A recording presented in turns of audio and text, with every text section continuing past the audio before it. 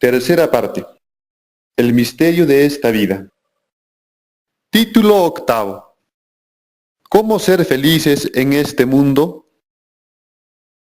Todas las personas se preguntan ¿cómo ser felices en este mundo?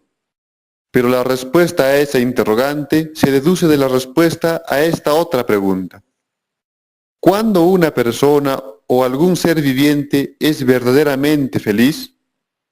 Y la respuesta es cuando esa persona o ser viviente goza de plena y verdadera libertad. Pero entonces se preguntan, ¿cuándo es o se siente alguien verdaderamente libre? La respuesta a esta otra interrogante es cuando ese alguien no está atado o atrapado bajo ningún tipo de necesidades, ni exigencias, ni apetitos que lo limitan y agobian, tanto en cuerpo como en alma, o sea, su estado de ánimo. Lo anterior nos lleva a dar respuesta a este enigma. ¿Cuándo uno no es esclavo de ninguna necesidad ni exigencia? Y la respuesta es cuando en verdad uno es dueño de todo y nada es dueño de uno. Y las personas son dueños de todo cuando las personas pueden disponer de todo cuanto gusten o necesiten, y en el momento que lo deseen. De ese modo, pueden disponer de su voluntad en todo momento, y hacer lo que les agrade, pues hace bien a todos, sin que se vean limitados por nada, y sin que nada les agobie y preocupe en absoluto. Por el contrario, todo es dueño de uno cuando las personas no pueden disponer de todo cuanto necesitan o gustan, y están atados por obligación a salir en busca de todo ello, y en todo momento. Y es así como viven preocupados por todo, y todo les limita o quita tiempo, y los agobia y los hace infelices. Entonces, en suma, las personas son libres cuando son dueños de todo, y nada les preocupa.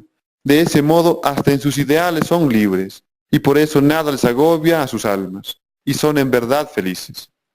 Pero las personas pasan a ser propiedad de todo, o esclavos de todo, cuando todo les preocupa, y así sus mentes están puestos en todo, y ya no tienen libertad de acción propia, pues están pensando en todo aquello que los domina y abstrae y apesadumbra a sus almas. Ahora bien, el hombre desde siempre ha sido dueño de todo cuanto Dios Padre puso en sus manos, o sea, le dio autoridad sobre todo lo terrenal. Así como los padres terrenales ponen en las manos de los hijos todas sus propiedades y bienes que poseen. Sin embargo, así como los padres terrenales enseñan a los hijos a hacer lo correcto, para que los hijos no terminen malogrando o perdiendo todo cuanto está a su cargo, así también, para que todo permanezca en sus manos del hombre, el hombre debe de obedecer la voluntad de Dios, quien le educa y enseña todo lo bueno, para que de ese modo el hombre esté en la capacidad de conservar todo cuanto está en sus manos, y no lo deteriore o dañe, haciendo por desconocimiento de lo bueno todo lo malo. Sin embargo, ante el engaño y la mentira de Satanás, o sea, la afirmación que contradice a la verdad de Dios, el hombre se confunde y pone toda su atención, es decir, abre sus ojos a todo lo material que lo rodea, creyendo que todo lo material es lo importante para ser feliz, y no la enseñanza de Dios Padre, quien le transmitía todos sus ideales espirituales buenos al hombre. Lo anterior es similar a la realidad en que, cuando gente perversa engaña a los jóvenes, insertándoles ideales falsos y contrarios a las buenas costumbres morales de sus padres, y los jóvenes engañados se corrompen con todo lo material, creyendo que eso es lo importante para ser felices, y no las enseñanzas de sus padres. Como por ejemplo, muchos jóvenes, haciendo un mal uso del dinero con el que cuentan sus padres, son arrastrados al consumo de drogas, o se dan al consumo de bebidas alcohólicas, o a una vida lujuriosa, y a todo tipo de vicios, prodigando así todos los bienes materiales de los padres terrenales. Bienes materiales con los cuales los hijos terminan haciéndose a sí mismos toda clase de daño, creyendo que son felices, siendo libres de hacer lo que desean, cuando en realidad no están en la capacidad de discernir lo bueno de lo malo.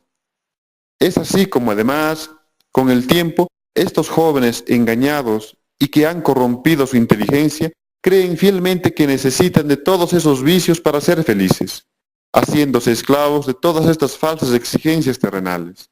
Y muchos son capaces incluso de atentar contra el bienestar y la vida de las demás personas, por conseguir el dinero que les permita financiar sus diversos vicios. Y que dicho sea de paso, por causa de estos falsos ideales, es así como se originan todo tipo de actos vandálicos en la sociedad. Y la sociedad es un verdadero caos, que restringe a un mayor grado la libertad de las personas, debido a tanta inseguridad ciudadana. Por otro lado, imaginen cómo sería o llegaría a ser aquella sociedad en la que aquella falsa libertad predomina y corrompe a todos los jóvenes. ¿Cómo educarán estos a sus hijos? ¿Y qué valores les heredarán? ¿Y cómo llegarán a ser los hijos de estos hijos libertinos? Y así como aquellos jóvenes en su engaño, al corromperse con toda clase de vicios, se hacen esclavos de todos esos vicios y ya no son felices, pues son presa de esas exigencias agobiantes que los dañan, así también aquellas personas que viven engañadas por las mentiras de Satanás son presas de una vida en el error, o sea, con ideales terrenales materialistas, que los llevan a insertarse cada vez más a ese mundo de maldad que van construyendo los unos a los otros, por toda la maldad que originan en la sociedad y que reciben del resto de personas, de manera que todos se echan a perder y nadie es feliz. Debido a lo anterior, dice la Escritura, se asoma Dios desde el cielo, mira a los hijos de Adán, para ver si hay alguno que valga, alguien que busque a Dios. Pero todos se han descarriado y se han corrompido juntos. No queda ni un hombre honrado, ni uno de muestra siquiera. Además, en base a todo lo descrito anteriormente, ya pueden comprender a un mayor nivel de profundidad que las personas pierden por completo su libertad cuando viven engañados, y en consecuencia practican todo lo malo, creyendo que hacen lo bueno, es decir, que viven con ideales contrarios a lo que en realidad es correcto, o sea, lo que es verdad. Y aquellos que corrompieron sus ideales buenos al ser engañados, ya no se hacen responsables de todo lo que estaba puesto en sus manos, pues ya no son responsables de sus actos, sino que son presa de todos aquellos vicios terrenales que los dominan con sus exigencias, y abstraen de todo lo que en verdad es bueno en la vida. Porque son las personas engañadas quienes creen que necesitan de todo para ser felices, y de ese modo pierden su libertad, pues están afanosos buscando todo aquello que creen que necesitan y están constantemente pensando en todo aquello que los preocupa, domina y abstrae y los hace infelices. Pero las personas lúcidas, que conocen la verdad, saben que no necesitan de todo para ser felices, y de ese modo no pierden su libertad, pues no se afanan en conseguir a cada instante todo tipo de excesos innecesarios, sino que se conforman con lo suficiente para el día a día, y así ya no están pensando en todos aquellos excesos innecesarios que los preocupan y dominan y abstraen y son en verdad felices. Ahora bien, así como existen exigencias terrenales no necesarias en los hombres, debido al engaño del maligno, existen también exigencias terrenales naturales en los hombres, o sea, no productos de la mentira de Satanás, pero sí como consecuencia del plan de salvación de Dios para la humanidad, luego que el hombre se sublevara ante Dios Padre, como por ejemplo las necesidades de alimento, vestido y vivienda. Son necesidades como consecuencia del plan de salvación de Dios, ya que hay que aclarar que, al inicio, cuando el hombre fue creado por Dios, el hombre gozaba de la inmortalidad. Y Dios al inicio jamás le dijo al hombre que su existencia dependía de todo lo terrenal. O sea que, si no comía de los frutos de los árboles o de las semillas de las plantas, el hombre dejaría de existir. Entonces, ¿cuál era la finalidad de toda esa clase de alimentos creados por Dios al inicio? La finalidad era simplemente brindarle gozo al hombre, degustando de todo lo bueno que Dios había creado, solo por disfrute, mas no por necesidad o exigencia corporal.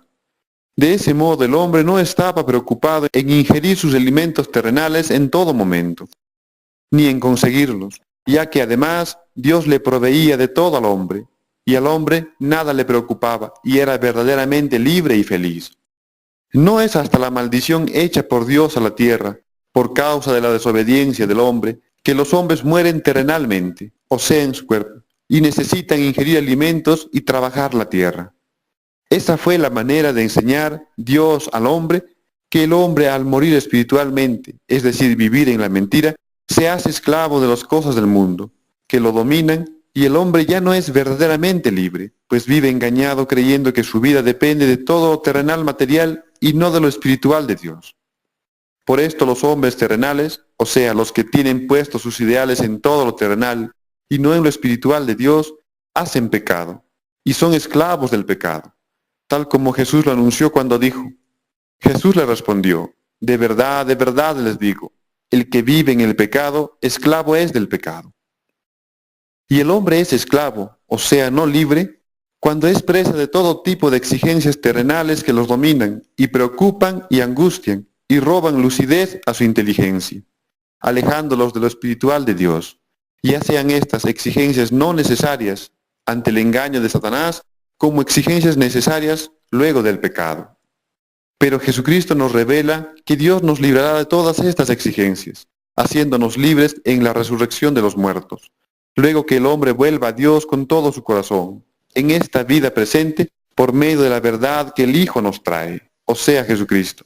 Por eso continúa de este modo lo anunciado por Jesucristo. Pero el esclavo no se quedará en la casa para siempre. El Hijo, en cambio, sí se quedará para siempre. Así que si el Hijo los hace libres, ustedes serán verdaderamente libres. El hombre que renuncia al pecado y hace la voluntad de Dios, o sea, lleva a cabo el ideal de Dios que es verdad, es considerado hijo de Dios y será libre de vivir eternamente sin ser presa de exigencias terrenales. Pero el que desobedece a Dios aún sabiendo la verdad y siembra mentiras en los hombres, no es hijo de Dios, sino un opositor, y ese dejará de existir, pues Dios odia el mal y a todo aquel que lo origina. A modo de resumen, puedo afirmar que, para ser felices en este mundo, se debe de renunciar por completo al pecado que esclaviza, o sea, a todo ideal equivocado que confunde y corrompe lejos de la verdad, y así domina nuestros cuerpos y almas. Y para vencer al pecado, deben de aprender a dominar sus propios instintos, miedos, iras y desesperanzas, mediante su propio autocontrol y dominio de uno mismo. Para ello es preciso educarse primeramente en la doctrina del Señor, o sea, la verdad de Dios, para superar todo lo malo en base a la paciencia y a la fe en Cristo Jesús. Por consiguiente, renunciar por completo al pecado implica amar a Dios por sobre todas las cosas, pues todo aquel que renuncia de corazón al pecado se entrega a Dios en cuerpo y alma, por medio de su verdad. Por eso el hombre solo puede ser feliz si ama a Dios con todas sus fuerzas y con toda su alma y con todo su corazón, y además es temeroso de su palabra, o sea, respetuoso de la sabiduría de Dios. Porque su palabra es verdadero amor, y el amor se traduce en paz, justicia, equidad, consuelo y bienestar para todos sin excepción. La verdad de Dios es lo verdaderamente correcto en este mundo y en todo el universo. Aquel que conserva la palabra de Dios en su ser y la pone en práctica a diario y en todo momento, no puede ser nunca infeliz, porque sabe amar y por lo tanto es amado por Dios y por todos los hombres de verdad, o sea, hombres de bien en el Señor. Ya que todo aquel que sabe amar, por ningún motivo hace ni hará infelices a los demás, ni querría que nadie sea infeliz. Y todo aquel que ama la vida, y a su propia vida, y a la vida de los demás, es quien ama a su Creador y Padre, haciendo la voluntad de Dios. Y el Padre ama a sus hijos, o sea, los que le obedecen, y los vuelve herederos de su reino, porque se complace en ellos. Es evidente, además, que no podemos ser felices en un mundo lleno de maldad, y mucha de esta maldad se alimenta de los resentimientos, rencores, odios y sentimientos negativos como el egoísmo, el orgullo, las malas atenciones, la falta de respeto y entre otros, y que dividen a toda la hermandad de los seres humanos. Por eso, perdonar y olvidar las ofensas y todo el daño recibido por otros, alejándonos de aquellos y sabiendo esperar en el Señor un nuevo empiezo, es lo correcto que todos deben de hacer para revertir todo lo malo de este mundo actual y que vuelva a ser el mismo de antes. Ese ambiente ideal para compartir los unos a los otros una vida a plenitud en la cual todos somos siempre felices. Esta es la manera de vencer el mal con el bien. Asimismo, perdonar todo el daño recibido por otros, sin hacer justicia propia por medio de la venganza, es vencer el mal con el bien, ya que el que obra el mal engendra un mal mayor. Por eso no se puede combatir el mal haciendo el mal, sino haciendo únicamente el bien. Porque todo aquel que hace el bien y combate el mal de modo que Dios lo enseña, demuestra que confía en que Dios hará justicia por nosotros, y que nosotros respetamos al Padre, aceptando que no estamos en la capacidad de condenar, ni cobrar venganza en nuestros hermanos. Porque además, es el Padre quien educa a los hijos, disciplinándolos según su parecer que es justo para con todos, y ante todas las injusticias y maldades, ya sea en esta vida terrenal presente o en la venidera, porque Dios no olvida nada. Entonces, todo aquel que por el contrario, ante todo el mal recibido por la gente del mundo, busca venganza, no confía en Dios, por lo tanto demuestra que no le conoce ni le teme, o sea, no respeta su voluntad, y por tal motivo es que ignora las palabras de Dios. Recuerden que aquellos que nos hacen mal, la hacen porque no conocen a Dios, y el bien no está en ellos a causa de que les falta amor. Por eso mismo se debe perdonar las ofensas para que su tristeza espiritual y la falta de amor de aquellas personas sea cada vez menor en ellos, y por causa de nosotros que obramos el bien. Por lo tanto, si alguien quiere una vida feliz, libre de problemas, no se busquen los problemas haciendo lo que es malo, y practiquen siempre el bien que Dios nos enseña, y en todo momento. O sea, hagan pues lo que es verdaderamente bueno en el Señor, y no lo malo en sus propios ideales terrenales, y que los condena tanto en su vida terrenal como en la espiritual. Es así que yo afirmo que solo es triste vivir cuando uno no sabe por qué, ni para qué, ni cómo se vive, porque no se conoce la verdad de Dios que es el amor.